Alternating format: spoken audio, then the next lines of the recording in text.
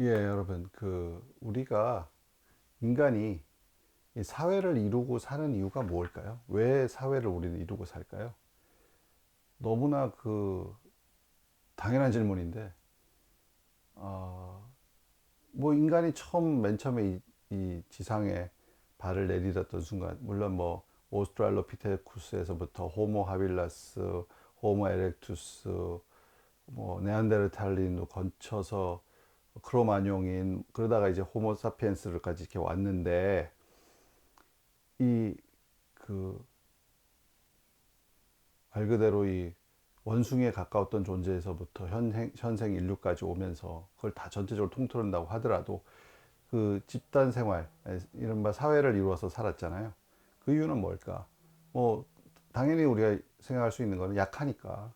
혼자서 살아서는 우리는 빨리 달리지도 못하고, 물론 뭐 상대적으로 더 느린 동물도 많습니다만은 뭐 하나가 육체적으로 특출난 데가 없죠.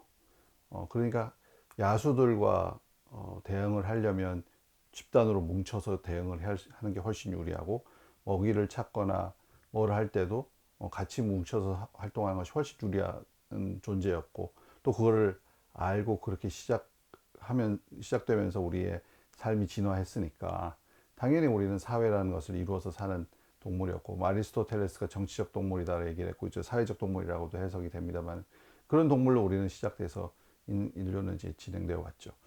초기 단계의 인류라는 거는 어떻게 보면은 어떤 무리 또는 어떤 군집, 어떤 이런 무리 속에 하나하나의 그 개체들이라는 것은 그렇게 중요하지 않았을 수도 있어요.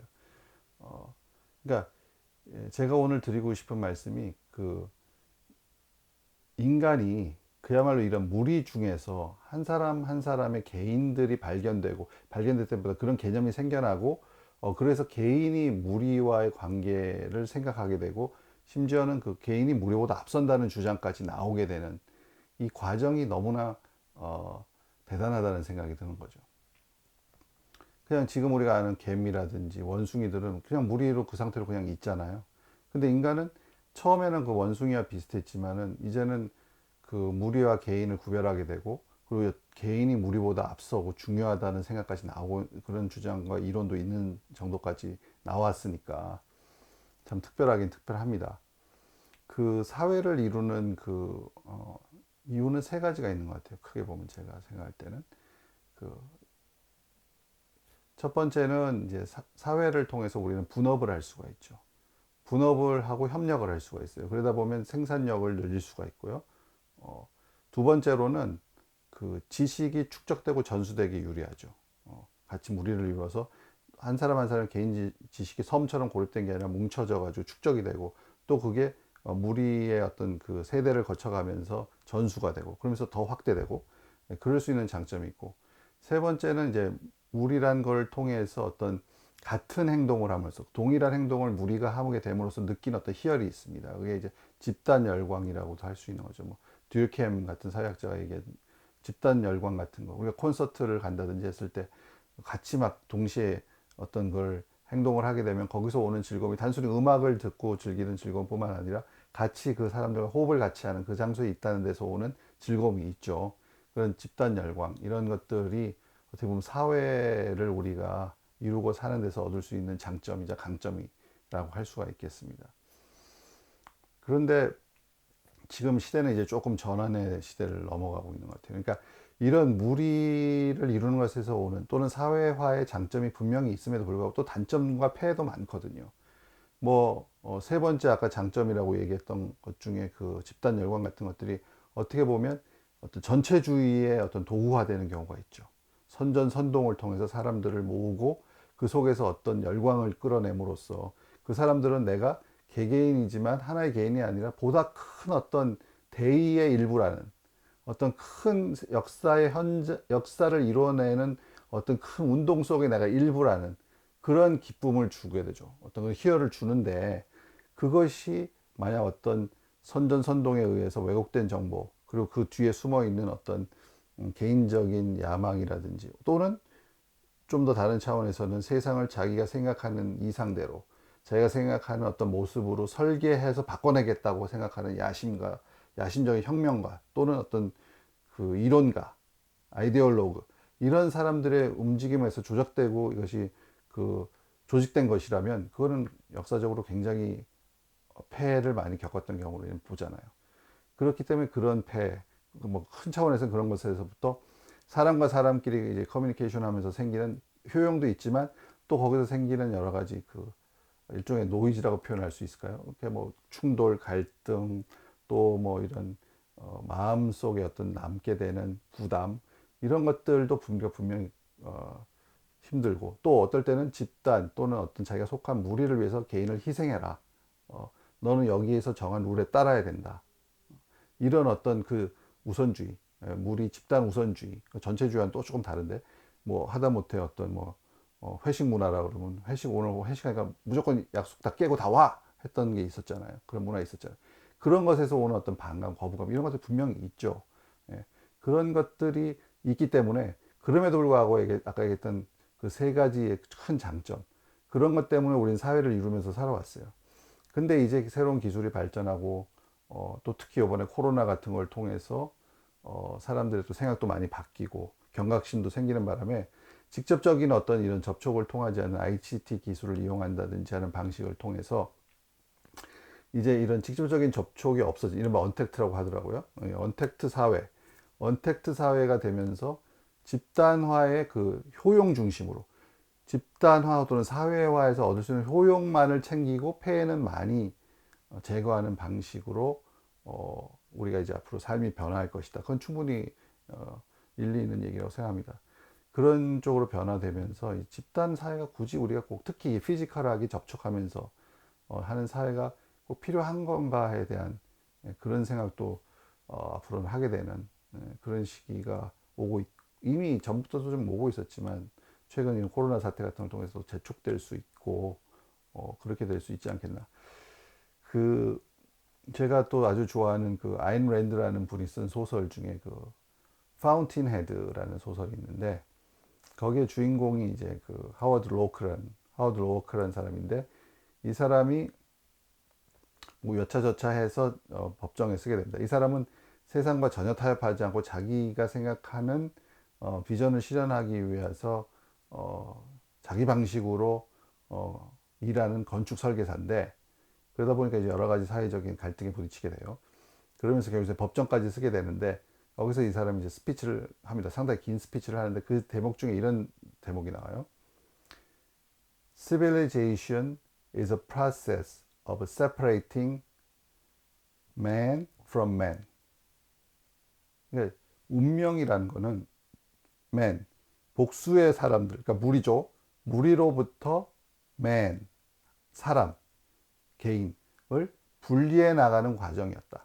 그러니까 전부 무리로만 있었던 존재에서 한 사람 한 사람으로 분리해서 나아가게 하는 그거를 더 강화시키는 그 과정이 문명화의 과정이다 라는 대목을 얘기하면서 그만큼 개개인의 어떤 신념과 자기만의 어떤 목표를 위해서 노력하는 것이 중요하다. 어떤 사회의 어떤 그 당시에 어떤 통념이나 또 사조 이런 것에 의해서 건축을 규정하지 마라 이런 얘기를 이제 하는 대목이 나오는데 그 참 설득력 있는 그런 생각이 들어서 이 사회화의 어떤 장점 물론 뭐 에드워드 윌슨 같은 유명한 저 진화 생물학자 이런 분들이 또 얘기한 것도 많이 있어요. 예를 들면 인간이란 거는 개개인의 자기의 이익을 추구하는 어떤 개체적 선택과 그 다음에 집단의 이익을 추구하는 집단적 선택의 두 가지 압력, 두 가지의 그 압박 속에 항상 존재하는 일종의 키메라 같은 존재다. 근데 이러한 바로 사회적 압박, 그러니까 사회적 선택을 하게 만드는 그런 요소가 인간에게만 아주 특별히 강했기 때문에 그걸 통해서 아까 얘기한 대로 협업과 분업이 일어나고 뭐 지식이 전수되고 축적되고 이렇게 함으로써 이 호모사피엔스는 인간은 지구를 정복하는 어떤 스피시스 종이 될 수가 있었다. 그래서 그 책도 있죠. 그게 지구의 정복자라고 한국에서 번역됐는데 아마 원 제목은 소셜 컨퀘스트 오브 더 월드입니다. 사회적으로 우리가 존재했기 때문에 인간이 세상을 지배할 수가 있게 되었다 하는 것도 있죠. 자, 그래서 이 사회란 것들의 어떤 필요성과 이런 건 충분히 있는 거지만 앞으로는 어떻게 될 거냐, 인류의 미래는 어떻게 될 거냐. 첫 번째 우리가 예상할 수 있는 건 아까도 말씀드린 것처럼 그든 사회화가 갖고 있는 효용은 그대로 살려나가되 폐해는 제거하는 식으로 이런 식으로 일단은 전환이 될 수가 있을 것 같아요. 그렇게 가다가 결국은 궁극적으로는 이 과연 인류의 진화 방향이 어디냐 이거에 따라 결정이 될 텐데 사회화를 강조하고 같이 공존을 강조하다 보면은 지금 다른 쪽에 인류의 진행해오는 그러니까 다른 시각에서 봤을 때 인류가 진화해오는 방향과 좀 충돌이 날 수가 있는 부분도 있어요. 다른 방향이라 하면은 레이 커즈웨일이나 이런 분들이 얘기하는 Singularity is near 같은 책에서 얘기하고 유발 하라리가 얘기하는 호모 데우스 같은 데서도 얘기하는 것처럼 인간이 거의 신적인 존재예요. 인간이 바이올러지 그러니까 생물학적 한계를 뛰어넘어서 새로운 어떤 영역으로 새로운 그 신적인 영역으로까지 능력이 확장되는 그 순간이 와서 우리가 지금 알고 있는 여러 가지 우리가 신체를 갖고 있음으로써 생기는 제약들을 벗어나서 존재하는 그런 시대가 올 것이다. 그것이 진화의 방향이다라고 생각하는데 그거를 추동하는 거는 사실은 지금 뭐 아주 구체적으로 현실적으로 말씀드리자면 지금 실리콘밸리에서 그런 기술을 개발하는 사람들, 어느 곳에서 그런 어떤 의료의 어떤 약품이나 이런 걸 개발하는 사람들, 이런 사람들에 의해서 실질적으로는 일어나고 있잖아요. 그리고 그 사람들을 드라이브하고 있는 것은 아까 하워드 로워크가 얘기한 것처럼 개개인들의 어떤 하나하나의 어떤 생각과 노력에 그것이 집중할 수 있게 자유롭게 놔둠으로써, 자유롭게 해줌으로써, 개인의 능력을 자유롭게 펼칠 수 있게 해줌으로써 그 사람들이 그런 것들을 현실화 시킨다. 그런 것에 어떤 중추적인 역할을 하게 된다. 라는 것이 하나의 맥을 이루고 있는 한쪽의 생각인데, 이제 공존과 이런 쪽을 또 중요시하는 쪽에서는 아까 얘기한 이런 개인적인 자유를 강조하다 보면 여러 가지 사회적 폐해가 나타나고 불평등이라든지 이런 것들이 나타나니까 또 환경 파괴 이런 것들이 나타날 수 있으니까 이제는 좀 어느 정도 우리가 욕망을 좀 가다듬고 욕망을 좀 절제하고 꼭 그렇게 뭐 이렇게까지 자연을 파괴하면서까지 개발할 필요 없다. 공존해야 한다. 이런 생각. 그리고 또 우리 같이 어떤 우리 공동체 사람들끼리는 같이 가야 된다. 이런 생각들을 하게 되는 그런 쪽에 이제 또 생각을 하게 돼서 약간 좀 서로 길이 다른데 글쎄요. 인류의 어떤 진화가 어느 쪽으로 일어날까요? 이렇게 공존하는 쪽이 더 강화될까요? 아니면 개개인의 어떤 자유를 더 확장시켜서 그런 어떤 사람들의 로월크 같은 사람들의 어떤 브레이크스루를 통해서 새로운 기술이 나오고 새로운 변화가 생겨서 문명이 더 진보하는 그런 식의 형태가 미래의 우리의 모습이 될까요? 어느 100%가 어느 천쪽이라 볼 수는 없겠지만은 우리 인간이 어차피 갖고 있는 여러 가지 제한들, 인간이 갖고 있는 욕망들이 많지만은 궁극적으로 모든 것의 가장 상위에 마지막에 남아있는 욕망은 결국은 신이 되고 싶은 욕망 아니겠어요? 신이 되고 신 같은 존재가 되고 싶은 욕망. 그거는 내가 갖고 있는 육체적 한계를 초월하고 하자 하는 어떤 초월 욕망이 있을 거고, 그렇죠? 이런 욕망들이 있기 때문에 그 욕망들이 없어질 수는 없을 거라고 봐요. 신 같은 존재가 돼서 전지하고 전능한 정도의 권능을 가지고 싶어하는 욕망 자체가 없어지긴 어려울 것이다. 그럼 그 욕망이 살아있는 한 그 방향으로 나갈 수밖에 없는 거고, 한 걸음 한 걸음 나갈 수밖에 없는 거고, 그거를 이끌어내는 사람들은 아까 얘기한 그분들을 이제 추동하는 건 일종의 프로메테우스적인 욕망이겠죠. 인류에게 불을 가져다 준 사람처럼, 프로메테우스처럼 그런 욕망을 가진 개인들이 뭔가를 이루어냄으로써 그런 것들이 장려되고 그런 것이 촉발되고 그런 것이 현실적으로 잘 이루어질 수 있는 그런 사회, 경제, 문화적 토양을 가진 지역에서 그런 사람들이 많이 나오겠죠. 그런 사람들이 결국 이뤄내는 성과가 인간을 어떤 신이 되고자 하는 욕망 쪽에 점점 가까이 데려다 줄 것이다. 저는 그렇게 생각합니다. 그것이 중요할 것이다. 그래서 결국 이렇게 결국 가다 보면 뭐 그런 분들도 있죠. 그럼 인간이 로봇가 되는 거 아니냐. 인공지능에서 대체되는 게 아니냐. 로봇가 뭐 인간을 지배하게 되는 거 아니냐. 그것도 굉장히 참 어려운 질문인데 저는 뭐 어느 책에서 봤지만 인간이 결국은 로봇과 하나가 될 수도 있을 것 같아요. 그러니까 뭐 인간은 영원히 인간대로 가고 로봇이란 건 나중에 AI가 달린 로봇은 나와서 따로 가고라기보다도 이게 인간도 자기의 어떤 장기라든지 어떤 그 육신도 기계화로 대체할 수 있는 시대가 오고 그건 뭐 하고 안 하고 개인의 선택이 될 수 있겠습니다만 그런 사람도 나올 것이고 분명히 뭐 그게 나오지 그래서 설마 누가 내 걸 바꾸겠냐고요. 아니 저는 그렇게 꼭 보진 않아요. 왜냐하면 예전에 영화가 있었어요. 인베이전 오브 바디 스네처스라고 외계인이 왔는데 인간 그 목덜미 쪽에 이제 달라붙죠. 그래서 촉수를 이용해서 인간의 대뇌에 접촉을 합니다. 접속을 합니다. 그러면 인간을 완전히 지배하는 거예요. 인간의 행동과 사고를 지배하게 되는 거예요. 그런데 이 능력이 워낙 뛰어나기 때문에 이 외계 생물이 이거가 딱 연결이 되는 사람은 그 그래서 다리를 절던 사람이 멀쩡히 걸어 다닐 수 있게 돼요. 머리가 또 엄청 좋아져요. 눈이 나빴던 사람이 안경을 안 써도 돼요. 이제 그렇게 되는 거죠. 그랬는데 이제 그 물론 이제 주인공들을 중심으로 한 그 저항 세력이 이 외계인들을 이제 퇴치하려고 그렇게 숙주가 된 인간들을 찾아서 그걸 띄어냅니다. 어렵게 띄어내요. 외계인은 그 외계인을 죽이는 거죠. 그럼 이 사람은 다시 인간으로 다시 자기 생각으로 돌아와요. 근데 그 능력은 다 없어지는 거죠. 근데 어떤 사람은 그걸 못 참는 사람들이 있어요. 비록 내가 외계인으로부터는 자유로워졌지만은 그 가졌던 능력을 그리워하는 사람이 생긴다. 근데 만약에 자기가 그 자유로운 의식도 가지고 내 맘대로 하는데 그 능력까지 갖게 될 수 있는 기회가 온다면은 내가 지금 다리를 절고 있는데 멀쩡히 걸을 수 있게 되고 눈이 침침해서 잘 안 보이는데 다시 20대의 눈을 갖게 된다면 글쎄요.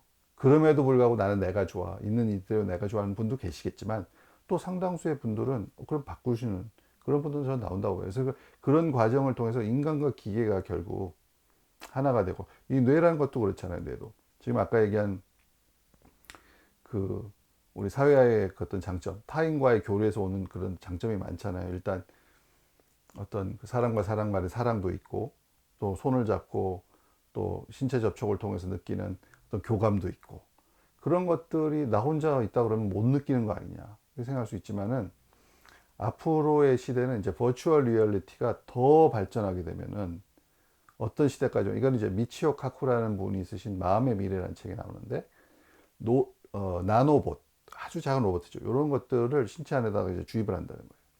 그럼 이런 것들이 뇌에 들어가 있는 거죠. 뇌에 들어가게 되면은 우리가 이제 칸트 인식론에서 나옵니다만은 외부 세계를 받아들이는 건 결국 우리의 그 지각을 통해서 받아들이는 거잖아요. 우리의 그 감각 기관을 통해서 받아들이는 거잖아요. 근데 그거를 순간적으로 셧다운을 시켜요. 걔네들이 나눠보이. 그리고 자기들이 미리 프로그램돼서 내가 선택한 그 자극들을 뇌에다가 넣어주는 거죠. 그러면 우리는 그거를 우리가 지금 실제로 느끼는 현실과 그걸 구별할 수가 없어요. 현실과 똑같이 느낀다는 거죠. 우리 뇌는. 그래서 내가 어떤 뭐 정서적인 교류 이런 것들도 현실과 똑같이 체험할 수가 있고 그런 것들을 예를 들어서 그 어떤 그런 기계로 아예 만들어서 머리에다 쓰고 다닌다고 하면은 그걸 어디다 플러그인 하느냐에 따라서 그 느낌이 그대로 내가 느끼듯이 느낄 수가 있게 되는 거죠. 예를 들면 영화관에 가서 그런 기계를 썼다 하면은 그 영화에 출연하는 주인공이 느끼는 감정을 그대로 내가 느끼게 해준다든지 또는 뭐 과거에 어떤 위대한 발명가가 위대한 발명을 하거나 위대한 발견이 이루어졌을 때 그 느낌 그런 것들을 만약에 어떻게다가 이 기억에를 저장을 해 놓는다 그러면은 또는 오바마 대통령이 그 백악관 상황실에서 부통령이랑 그 국방부 장관이랑 그 다음에 그 장군들이랑 앉아서 오사마 빈 라덴 그 작전 미국 특공대가 해서 한 오사마 빈 제거 작전을 생중계로 보잖아요. 그걸 지금 오벌 오피스 그러니까 백악관 상황실에서 대통령은 생중계로 보잖아요. 이것도 대단한데 그때 이 대통령이 느꼈던 그 기분, 그 순간순간 변하는 것에 따라 느꼈던 그거를 그대로 어디다 저장을 해 놓을 수 있다면 그 사람이 나중에 프레지덴셜 라이브러리, 그 대통령 기념관에 가게 되면 그게 남아 있는 거죠. 그럼 거기 간 사람이 그걸 끼워보면은 그 대통령이 그 순간에 느꼈던 걸 그대로 똑같이 내가 느끼게 된다. 이런 것들, 아까 얘기한 그러면 뭐 유레카라고 외치는 그 발견의 순간을, 그 위대한 발견의 그 사람의 그 발견가의 느낌을, 그 과학자의 느낌을 내가 그대로 느낄 수 있는 그런 것도 가능해진다는 거죠. 네. 하여튼 이런 식으로 이 뇌 부분에 있어서도 기술과 과학이 발전하게 됨에 따라서 인간이 이제 어떤 지금과는 다른 또 다른 존재가 될 수 있는 길이 열릴 수 있다는 겁니다.